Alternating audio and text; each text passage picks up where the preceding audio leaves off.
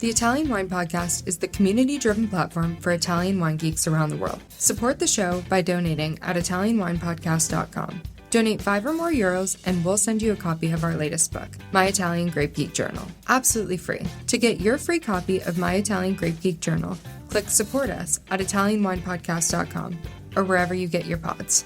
Grazie mille.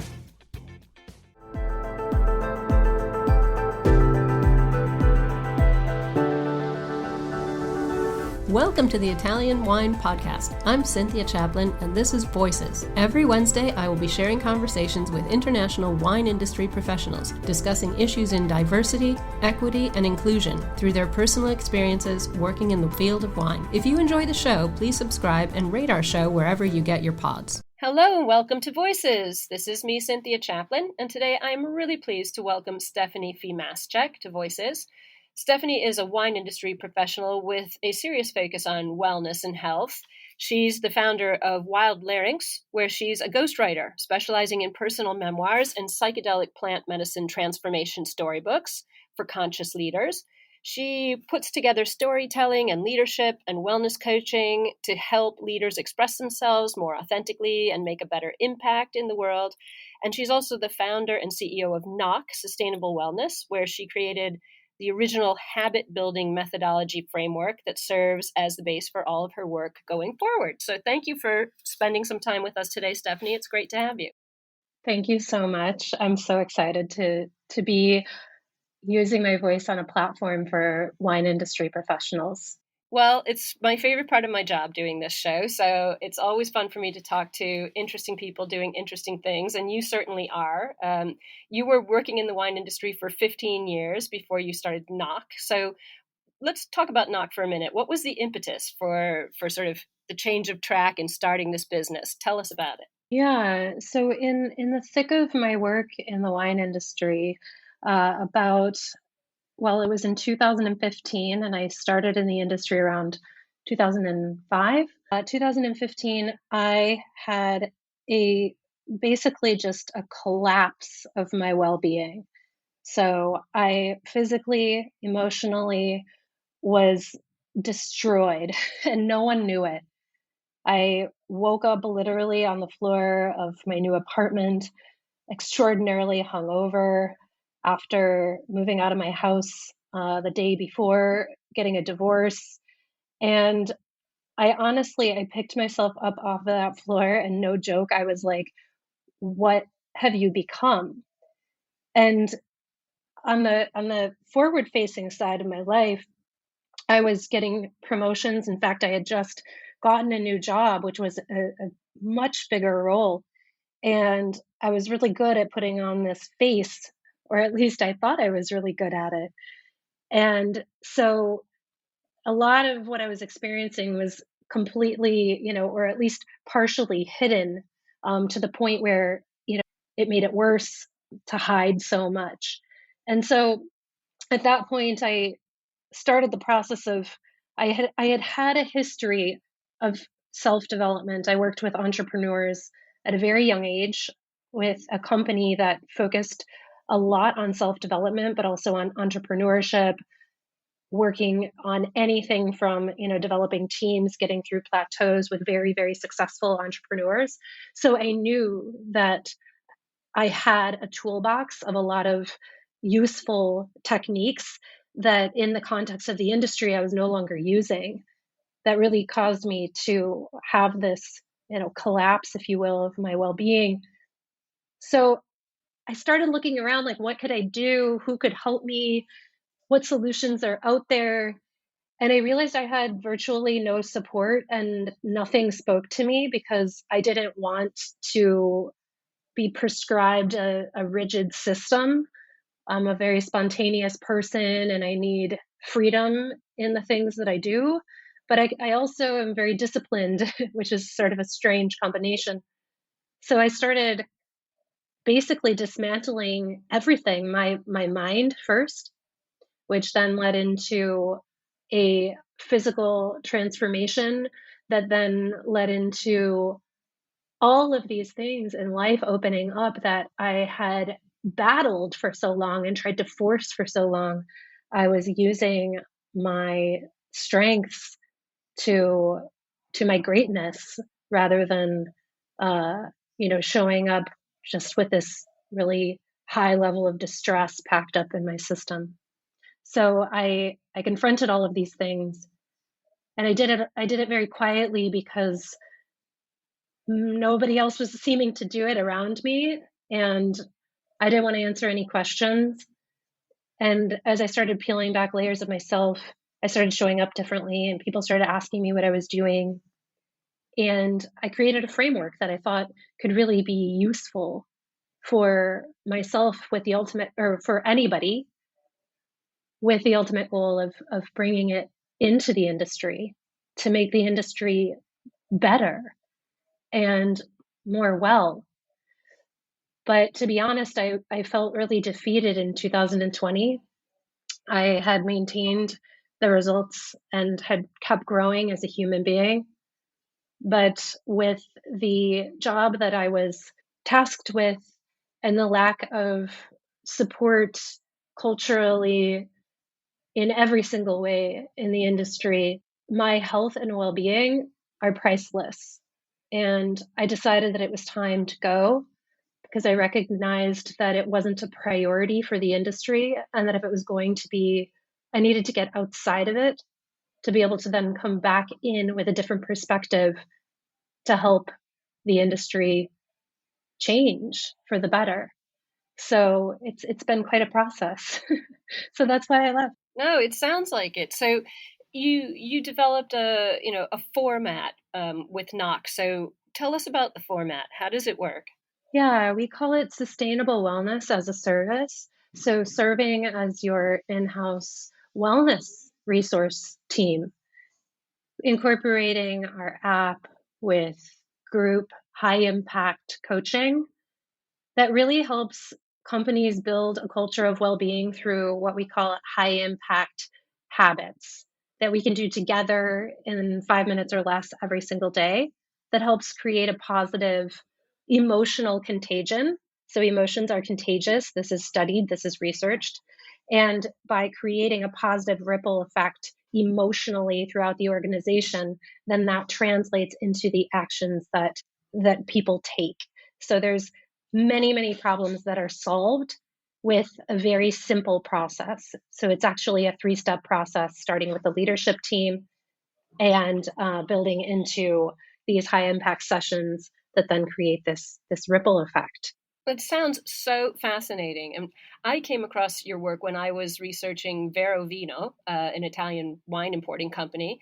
And I know you worked with them on the concept of mindful drinking. So let's just talk about mindful drinking for a minute. What is that concept, and why is it such a buzz topic, especially in the US right now?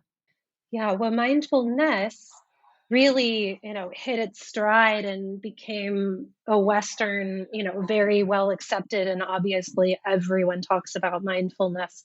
Mindful meditation sort of started that, right? And mindful drinking it's simply about paying attention to physical and emotional sensations, so that you can understand your consumption habits, so you can understand what's going to serve you and what may not. All about everything in mindfulness is about paying attention to the physical and emotional sensations that arise. With mindful drinking, I believe that it's become this buzzword and this big topic because we've gone so outer limits. Especially in the US, the culture has gone so far to the overconsumption side of things, based on, I believe, the fact that we have prohibition in our history. It's restriction, and that prompts people to binge, right?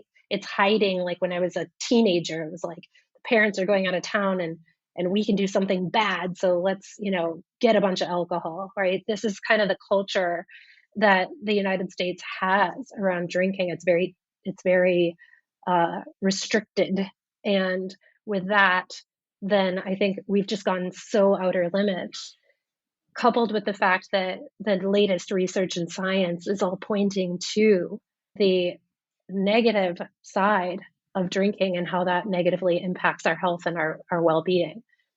But what we have is also you can look at Europe as like sort of a counter to that, where, the happiness levels and the health and well-being are higher than us in the US, and they're still drinking. Yeah, well, it's interesting. I mean, you've made some really interesting comparisons between, the mealtime and drinking habits of Americans versus Europeans, including the fact that in the USA, people are stressing about, as you said, overconsumption. They're opening up their health coaching apps at the table. There's a lot of pressure on, being seen to eat and drink the right things at the right time in the right amounts, or to avoid certain things, sort of publicly avoiding certain things. So in Europe, it's really not quite the same. People are more present at the table. You don't see people on their phones. They're talking to each other while they're eating and drinking.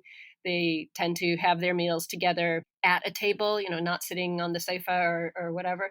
So do you think these habits are so divergent right now, for certain reasons? What do you make of this cultural contrast regarding eating and drinking in the US versus in Europe? How did this come into being, and what do you see as the positives or negatives of either perspective?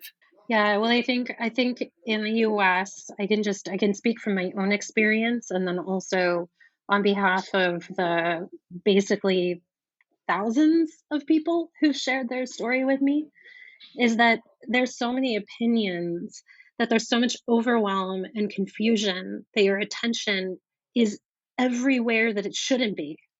It's completely outside of yourself. You're looking for these solutions everywhere on the app.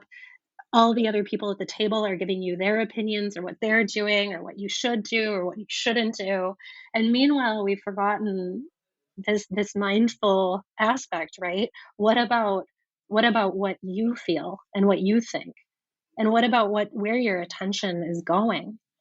And so when you sit down at the table and you leave that stress behind, starting with before you even, leave for dinner, as an example, or before you even open that bottle of wine, then where's your attention going is so important. And we give our attention away to all of the things that just further distract us, overwhelm us, and take us away from the present moment. While in Europe, I think just because of the history and the culture, the the the culture is so different. The familial aspect, the gathering of communities, and not just in Europe, in many other cultures. I'm in Mexico right now. The families are very strong. In the US, we have a different type of, daily routine, if you will, that has left a lot of that behind. But that's not to say that I think this is a huge opportunity, this place in time, to get our attention back. Because I mean, I know my grandma, she paid attention at the table, right? They didn't have all the technology. They didn't have all these options. There was nobody, giving her an app and telling her it was going to solve all of her problems. No, of course not. And I come from the age when there were no mobile phones, there were no video games when I was a kid, and when you were at the table, you were at the table. There wasn't something to distract you, even if you wished that there were. So I think definitely that technological aspect and that notion of overwhelm, and confusion has come into play, particularly in the States, for whatever reason. And I won't go into my personal opinions of what those reasons could be, but yeah, I think there is this very different view of what mealtime or drinking wine time should look like in the States versus what it looks like in Europe. I'm wondering, just where do you think the concept of pleasure comes into this whole conversation? Eating and drinking sounds like it's become a minefield in the US. I have friends still in the US. One of my daughters is living in the US. And it's really not that way in Europe, where I've lived now for over 30 years. Where does the idea of pleasure go in all of this? Pleasure in eating or drinking, how does that sort of hang together with this idea? Oh, it's completely, synonymous, right? There's such a kind of stigma around pleasure now, that it's almost like hedonistic or something in some way. To sit down and actually taste things and enjoy things is like a luxury experience.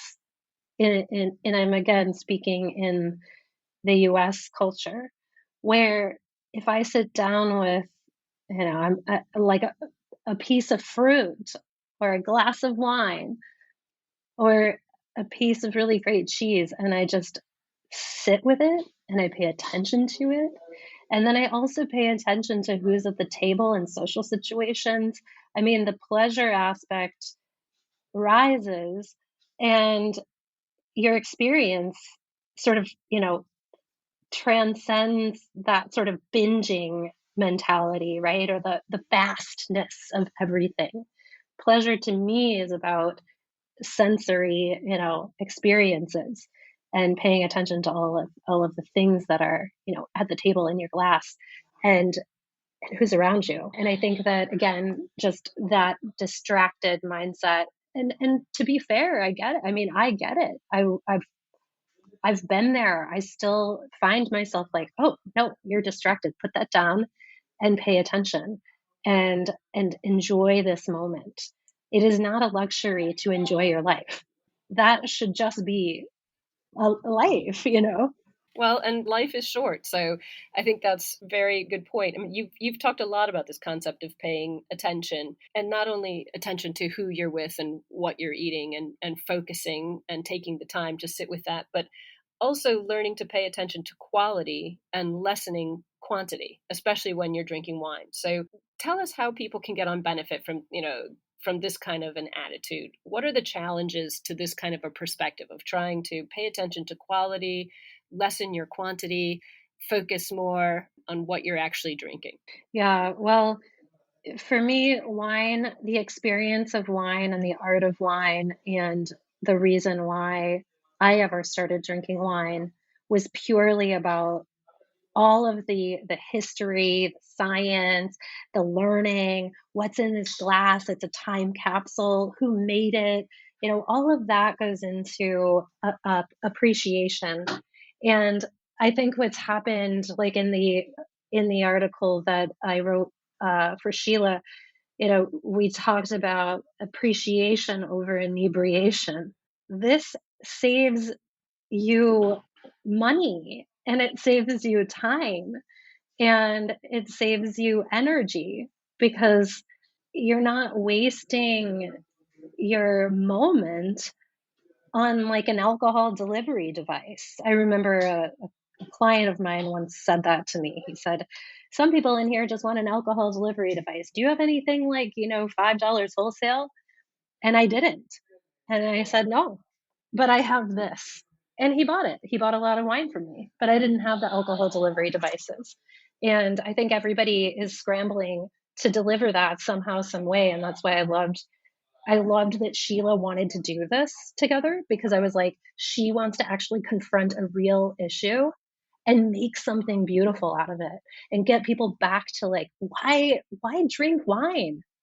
Why drink wine? There's so many other options out there. Wine is something extraordinarily special. And I believe that the latest drinkers or the up and coming generations, well, we know, right? They're not collecting it. They don't know about it. They're learning from the wrong people too, by the way. Yeah, absolutely. Absolutely. And there's a lot more option out there in the market for people who are new to alcohol, or, young people coming in new to alcohol. There are a lot more options available. It's not just sort of wine or spirits anymore. There's a lot more options. But I've got one question that I think is kind of important from the other side of the coin here. How do you think wineries can incorporate these ideas into their marketing and messaging? Because it's going to be pretty hard to convince top producers of expensive fine wines, or even little producers of lesser known artisan wines, to promote mindful drinking, because actually they want people to buy a lot of their wine and drink it. So how can they incorporate this into their message? Are you enjoying this podcast? Don't forget to visit our YouTube channel, Mama Jumbo Shrimp, for fascinating videos covering Stevie Kim and her travels across Italy and beyond, meeting winemakers, eating local foods, and taking in the scenery. Now, back to the show. I think that for me, when I watch a very successful company rise above the current climate, they're able to confront the truth. And there's a truth out there, and it's happening. And smaller fine wine companies, even larger fine wine companies, there's a huge opportunity to differentiate, and it is here now. And it's all about these obstacles, all about confronting the truth. Honestly, that's a big part of what my mission is to speak with leaders of companies to understand what's really holding them back, because what I know to be true is that there's just a lot of fear packed in there about doing something different after so many years doing the same thing. And honestly, someone like Sheila coming in from outside of the industry is really, to me, what the industry needs. There needs to be a combination of entrepreneurs who can get with the people who've been in the industry to help them innovate and think beyond the same way that they've been doing things for so long. Is that working anymore? There's a lot of questions to ask yourself. Is it working to keep doing things the way that you're doing? Are you constantly having the same problems? If you are, confronting the truth is actually, it's do or die in some way, right? Alcohol, there's a lot going on out there that's saying don't drink alcohol. We've got to meet those messages with solutions. But there has to be on the buy-in from leaders, and that can only really come from them answering some really good questions for themselves and for the companies that they lead, for the well-being of their for the longevity. I know that's general in its speak, but truly, leaders are responsible for asking themselves good questions, or challenging themselves to confront the truth. And I think that's the number one issue that I've always seen is like, let's go away from that truth and just keep plugging along, and like we got to ignore that. Sheila confronted it. How cool is that? You asked me to be here because of that, Well, this is a good point. I want to talk to you about who your clients are. Who comes to NOCK for a consultation. Who is your primary audience? How do they find you? What types of programs are you developing for them? How are you engaging with them? How do you find them? How do they find you? How's it working? Yeah, leaders and human resources executives who are just exhausted of trying to find a well-being solution for their teams. They've run out of options. They've tried all the apps. They've invested money over and over again, and they haven't gotten the return that they need on their investment. Those are the people that we work with, and also those who already have an impact statement. So if you're making a statement on sustainable viticulture as an example, but you're not making a statement on the health and well-being and the sustainability of that for your team, we help you align your what you do and what you say in every area of your company, because that one gap that's missing in the industry, as I see it, there's a lot of statements: slow food, slow wine, beautiful statements being made of sustainability. What about well-being? It's absent. So that's where we come in and help you take that big, heavy burden off of the leadership. Being a leader is hard. You need to be freed up to put your time, energy, and resources into inspiring people to do great things for your company, not solving this burnout crisis because you're not a specialist in it. We are. So that's how we partner. Those are the types of people that we partner with, are people who already, they believe it. They're just not exactly sure how to get it done. Right. Okay. Well, I'm curious about a couple of other things while I've got your attention here. One of them is about this notion of psychedelic plant medicine transformation storybooks. I have got to ask you, what the heck is that? Who is creating this kind of material? And, who is the audience for this kind of material? And what exactly is a conscious leader? You talked about you're engaging with leaders to work with NOCK and to come up with well-being, kind of manifestos for their teams. So what's a conscious leader? And what is psychedelic plant transformation storytelling? I am dying to know. Ah, that's such a fun question. Conscious leaders. So consciousness is being aware and being responsive. But then how do you respond, right? So it takes it takes a person who is committed to self-development to then work with those responses and not get clouded in overwhelm. So a conscious leader is very aware, very responsive, and of the current climate, confronting, the truth, as I said, and also heart-centered. Let's not forget that, that's also been lacking in leadership, and it's important, especially now. That's what workers are calling for. So those are the people that I work with at the Wild Larynx. I write wildly authentic business books and memoirs with them, ghostwrite. And the plant medicine experience sort of came into my life very naturally. What I use storytelling for outside of and inside of the writing process, the ghostwriting collaboration with my clients, is to really integrate your experiences.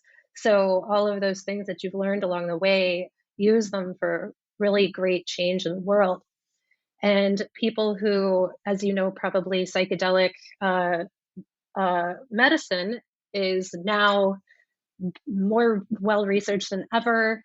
There's huge transformational change that people experience in guided experiences, therapeutic experiences.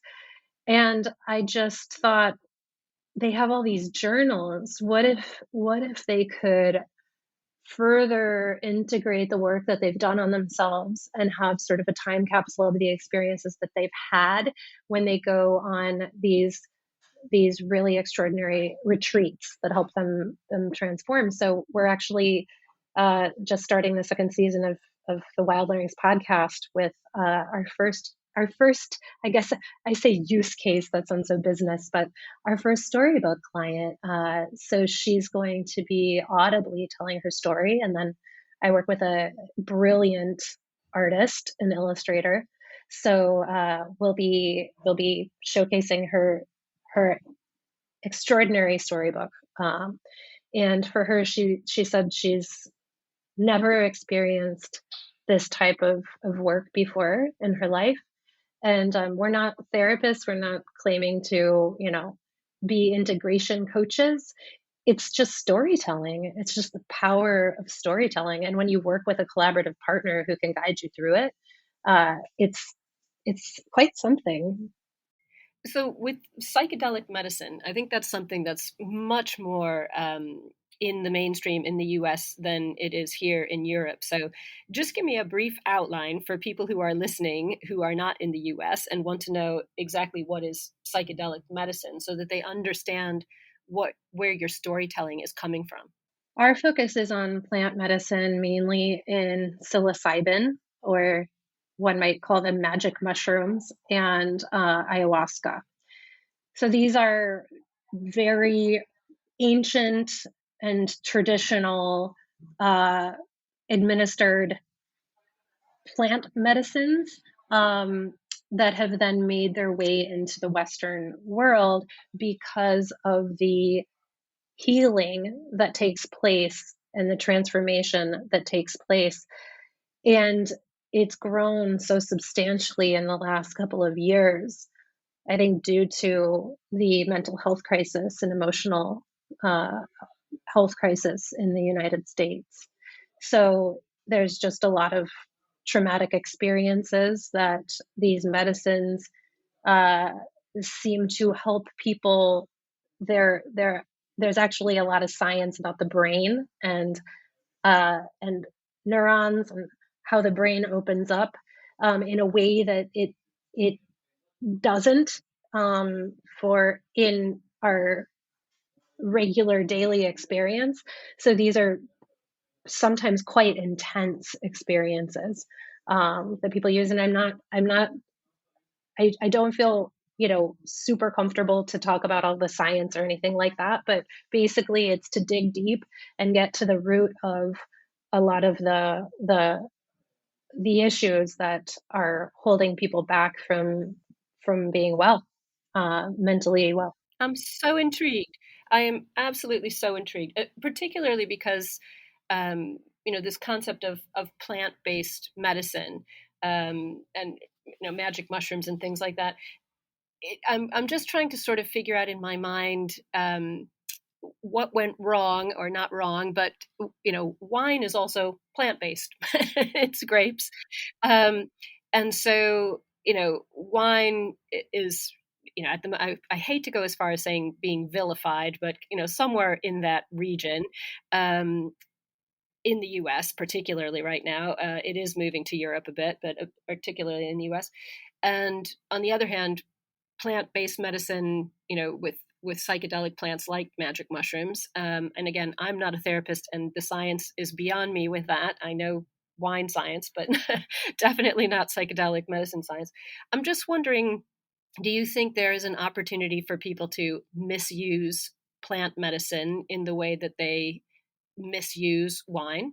Absolutely. I mean, I think that's what's really interesting about what's happening now is that there's very highly trained people and also organizations who work with uh, maestros or curandados or shamans, the the indigenous people of different areas to actually, really teach how this should be uh, taken. And so my opinion is that anything that we do in excess and without awareness and attention and mindfulness to the process is you can overdo a lot of things. You can overdo anything, right? You can overdo exercise. You can drink too much water to the extreme. I mean, that's kind of a silly comparison, but absolutely, I think that, and that's the thing too, is that um, this isn't what we're doing isn't working with people that are doing this recreationally at a party or getting their friends together and taking psilocybin. This is actually people who are doing some very serious work with very highly regarded retreat centers and professionals and ancient in respect and with the indigenous people. So so yes, and it's very new, right? So we're not seeing they'll confront their own obstacles just like cannabis. Exactly, exactly. And I'm just fascinated by the whole concept. Do you see ultimately sort of courses developing for plant-based medicine, like wine courses developed? Where people can get interested, take a course, learn some things. I know that's happening with cannabis already. It's a good question as far as appreciation goes, or training. But professionally, yes, there's already so much of that going on. MAPS is training, psychotherapists and creating. A lot of psychologists are becoming trained in psychedelic medicine. So professionally speaking, absolutely, yes, it's already happening on a huge level. Consumer, I don't know yet, and that's actually, I think, something really important is consumer education or um, you know patient education or whatever term you're going to use. Yeah. Yeah, well, I'm just so curious about it all. So, where do you see yourself heading? In your work in the next 4 or 5 years. What would you like to accomplish? What sorts of trends do you expect to see as you move on in this sector? Where do you see yourself and Knock and Wild Larynx in say 5 years from now? Yeah, I've been thinking so much lately about the fact that what I think we're living in is a storytelling economy. And every single day when I'm writing books for leaders or I'm telling somebody a story, I think the what my my real mission is to help people tell better stories, help people tell better stories about the companies that they work for even, right? I can relate to that. I work with wineries and help them to tell their stories. No, and I get that. And I think building a positive story is important too. That's exactly it, is a story that's empowering and used for change, used to create the changes that you want to see in the world, and pass that on to everyone around you. And so, this is present in every single aspect of the work that I do. But my end goal is to just uh, to help other people tell their stories, and to get on stages and really help people confront these truths that they're very scared to confront, because it's so much scarier not to. It's so much harder not to. And when we make bolder moves, uh, that's how we create change, not by talking about it.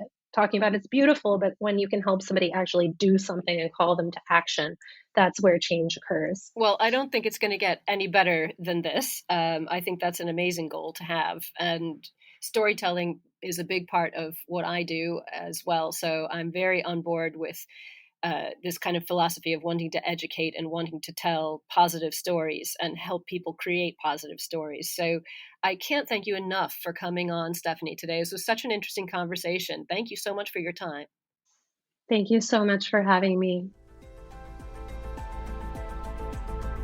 Thank you for listening, and remember to tune in next Wednesday when I'll be chatting with another fascinating guest. Italian Wine Podcast is among the leading wine podcasts in the world and the only one with a daily show. Tune in every day and discover all our different shows. You can find us at ItalianWinePodcast.com, SoundCloud, Spotify, Himalaya, or wherever you get your pods.